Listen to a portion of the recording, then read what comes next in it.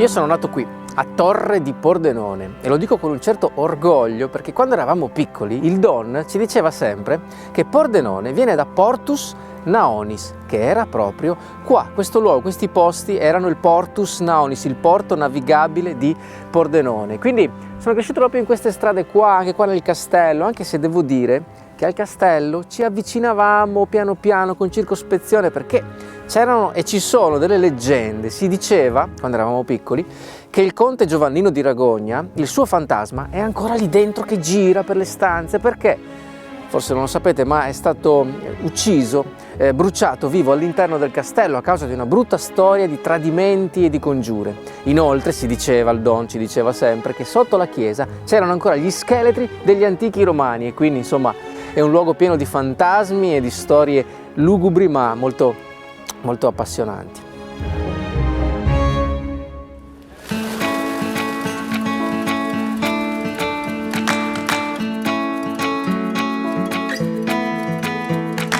Il mio primo romanzo, Eppure cadiamo felici, si gioca tutto in questi luoghi qua, a Pordenone in particolare, alla scuola del Leo Maior, il Leopardi Maiorana, dove io ho fatto il liceo scientifico quando ero adolescente, e poi da lì ci si sposta invece fuori dalla città, verso i laghi di Tramonti, in particolare il lago di Redona, che è un posto magico perché ogni estate, verso la fine dell'estate, il lago si prosciuga e dal sotto, dal fondale di questo lago, appare l'antico borgo di Movada. È bellissimo farci una passeggiata se l'acqua scende sul livello del terreno perché vedi proprio la vecchia chiesa, il campanile, le rovine e sembra di entrare veramente in una città sommersa.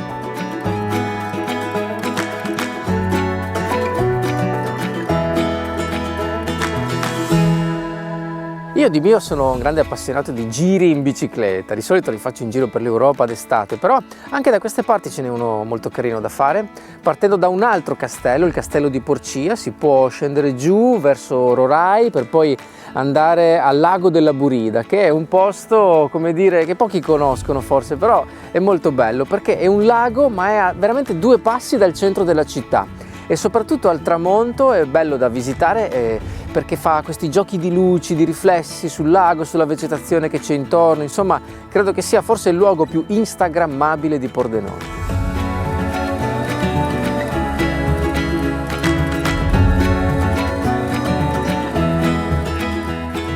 I miei genitori facevano i commercianti ambulanti, vendevano tessuti e filati e io li andavo sempre ad aiutare d'estate. In particolare al sabato proprio a Pordenone c'è il mercato e devo dire che quell'esperienza da dietro il bancone è stata forse una delle prime palestre da scrittore. Perché? Prima perché non conoscevo nessun mio compagno di classe che andasse a lavorare, no? Mi faceva sentire importante, mi faceva sentire diverso e questo già è una cosa da scrittori. E poi soprattutto però stare dietro il bancone ti allena a osservare le persone, come si muovono, cosa dicono, come si vestono, come si comportano, e quello è forse la prima cosa che deve imparare a fare uno scrittore: osservare gli altri.